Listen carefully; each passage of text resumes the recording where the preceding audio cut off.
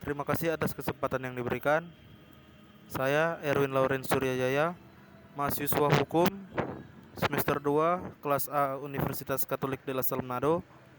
Pada saat ini akan membahas sedikit tentang perbandingan konstitusi antara negara Indonesia dengan negara Australia. Yang pertama, pendahuluan.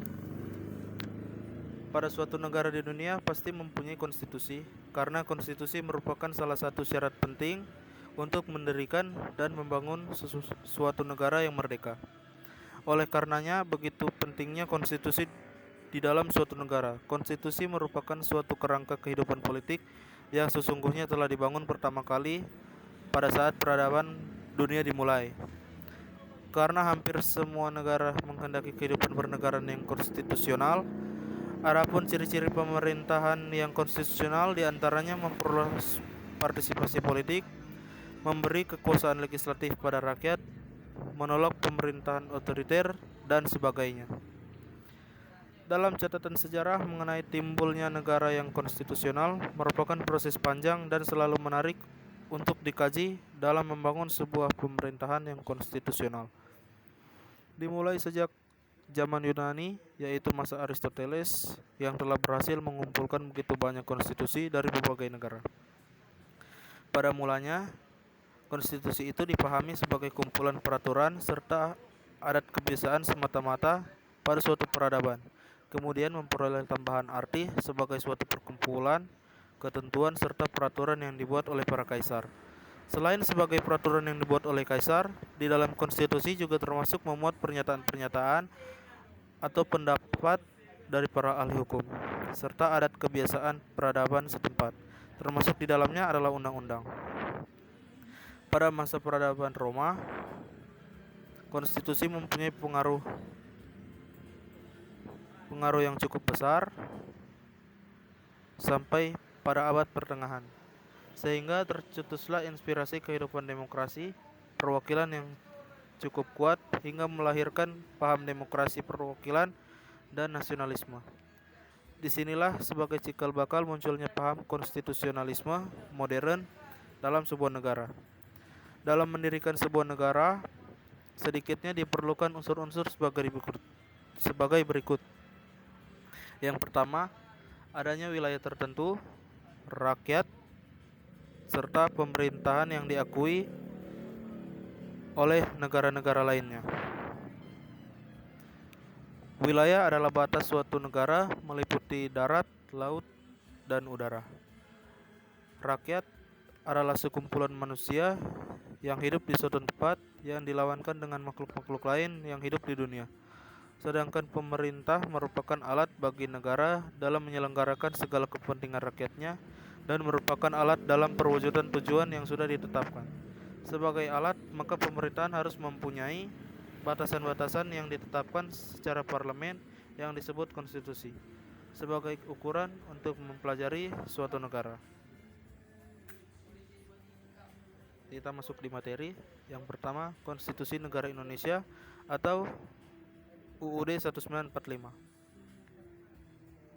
Konstitusi Negara Indonesia adalah UUD 1945 yang untuk pertama kali disahkan oleh Panitia Persiapan Kemerdekaan Indonesia atau PPKI pada tanggal 18 Agustus 1945. Dalam tata susunan peraturan perundang-undangan negara, UUD 1945 menempati tempatan tertinggi. Menurut jenjang norma hukum, UUD 1945 adalah kelompok aturan dasar atau pokok negara yang berada di bawah Pancasila sebagai norma dasar atau norma negara.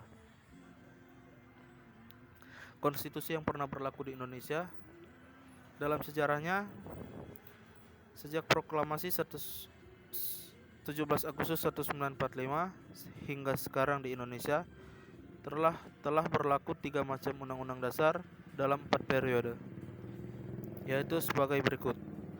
Yang pertama, periode 18 Agustus 1945 sampai 27 Desember 1949 berlaku UUD 1945.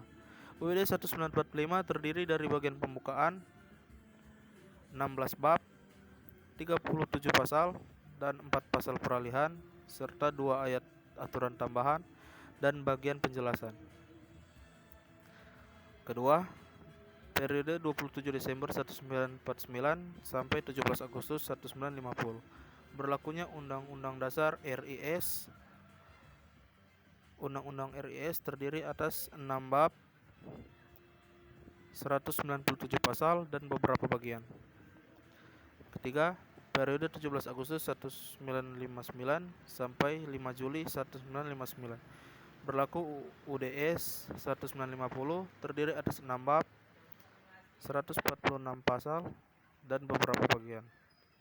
Yang keempat, periode 5 Juni 1959 dan masih berlaku sampai sekarang, kembali berlaku, yaitu Undang-Undang Dasar 1945. Penetapan UUD 1945 sebagai Konstitusi Negara Republik Indonesia oleh PPKI dilakukan dalam 2 tahap, yaitu sebagai berikut. Pertama, pengesahan pembukaan Undang-Undang Dasar Negara Republik Indonesia yang terdiri dari 4 alinea. Yang kedua, mengesahkan Undang-Undang Dasar Negara Republik Indonesia terdiri atas 16 bab, 37 pasal, 4 pasal aturan peralihan, dan 2 ayat aturan tambahan. Undang-Undang Dasar 1945 sekarang ini hanya terdiri atas 2 bagian, yaitu bagian pembukaan dan bagian pasal-pasal. Bagian pembukaan pada umumnya berisi pernyataan luhur dan cita-cita dari bangsa yang bersangkutan. Namun, tidak semua konstitusi negara memiliki bagian pembukaan ini. Konstitusi negara Australia tidak memiliki bagian pembukaan. Contoh, konstitusi negara yang memiliki bagian pembukaan adalah konstitusi negara Jepang, India, dan Amerika Serikat. Pembukaan Undang-Undang Dasar 1945 merupakan bagian yang penting dalam Konstitusi Negara Indonesia. Pembukaan Undang-Undang Dasar 1945 berisi 4 alinea sebagai pernyataan luhur bangsa Indonesia. Selain itu berisi juga cita-cita keinginan bangsa Indonesia dalam bernegara, yaitu mencapai masyarakat yang merdeka, bersatu, berdaulat, adil dan makmur. Setiap alinea pembukaan UUD 1945 memiliki makna dan cita-cita tersendiri sebagai satu kesatuan. Yang kedua, kita masuk Konstitusi Negara Australia. Konstitusi Australia menetapkan peraturan dan tanggung jawab pemerintahan serta menyebarkan wewenang dari ketiga cabang pemerintahan, yaitu legislatif, eksekutif, dan yudikatif. Konstitusi Australia menetapkan peraturan dan tanggung jawab pemerintah serta menjabarkan wewenang dari ketiga cabang pemerintah, legislatif, eksekutif, dan yudikatif. Badan legislatif berisi parlemen, yakni badan yang mempunyai wewenang legislatif untuk membuat undang-undang. Badan eksekutif melaksanakan undang-undang yang dibuat oleh badan legislatif, sementara badan yudikatif memastikan berfungsinya peradilan dan mengangkat serta memberhentikan hakim. Fungsi pengadilan ialah penafsiran serta penafsiran semua hukum, termasuk diantaranya Konstitusi Australia, dan menegakkan supremasi hukum. Konstitusi hanya boleh diubah melalui jarak pendapat. Termasuk di monarki konstitusional Australia. Australia dikenal sebagai negara monarki konstitusional. Ini berarti Australia adalah negara yang mempunyai raja atau ratu sebagai kepala negara yang wewenangnya dibatasi oleh konstitusi atau undang-undang dasar. Kepala negara Australia ialah Ratu Elizabeth II, meskipun ia juga adalah Ratu Inggris. Jabatan ini sedikit terpisah, baik dalam hukum maupun praktik pemerintahan konstitusional. Dalam kenyataannya, Ratu tidak mempunyai peran apapun dalam sistem politik Australia dan hanya berfungsi sebagai simbol atau tokoh.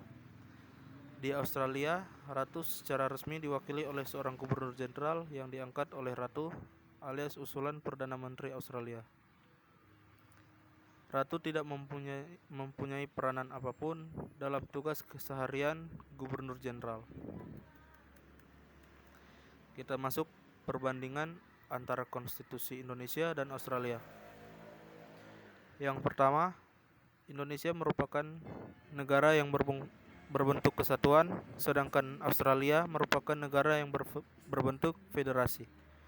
Kedua, Indonesia merupakan negara yang bentuk pemerintahannya republik, sedangkan Australia monarki konstitusional.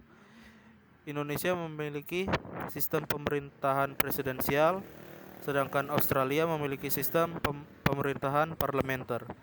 Dari perbedaan itu dapat dijelaskan bahwa Indonesia menganut sistem Eropa kontinental, sedangkan Australia Anglo-Saxon, yang dimana Australia mengikuti Inggris yang merupakan negara Anglo-Saxon.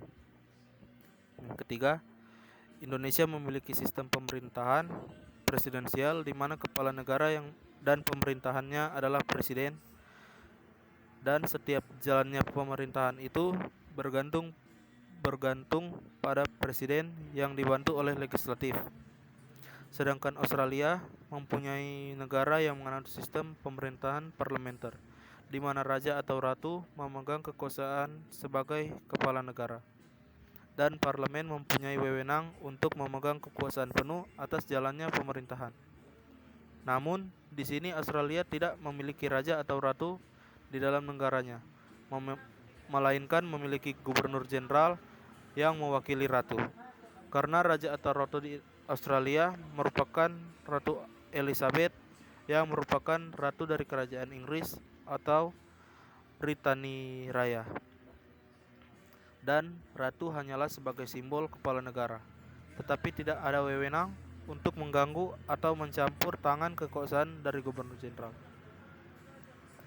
Kesimpulan, yang pertama, konstitusi adalah keseluruhan sistem ketatanegaraan suatu negara yang berupa kumpulan peraturan yang membentuk, mengatur atau memerintah dalam pemerintahan suatu negara. Herman Heller, konstitusinya mempunyai arti luas daripada UUD. Konstitusi tidak hanya bersifat yuridis, tetapi juga sosiologis dan politis. Yang kedua, format kelembagaan negara Australia dan Indonesia memiliki perbedaan baik dari segi bentuk negara dan sistem pemerintahannya. Australia adalah sebuah negara federal yang terletak di benua Australia, dan juga merupakan satu-satunya negara yang berada di benua terkecil di dunia. Australia merupakan negara yang menganut tipe negara federal, yang meliputi negara federal dan negara bagian dengan menganut sistem pemerintahan monarki dan demokrasi. Sedangkan negara Indonesia berbentuk negara kesatuan yang meliputi pemerintah pusat kota dan daerah otonom dengan sistem pemerintahan republik dengan prinsip demokrasi konstitusional. Demikianlah pembahasan saya pada hari ini. Terima kasih.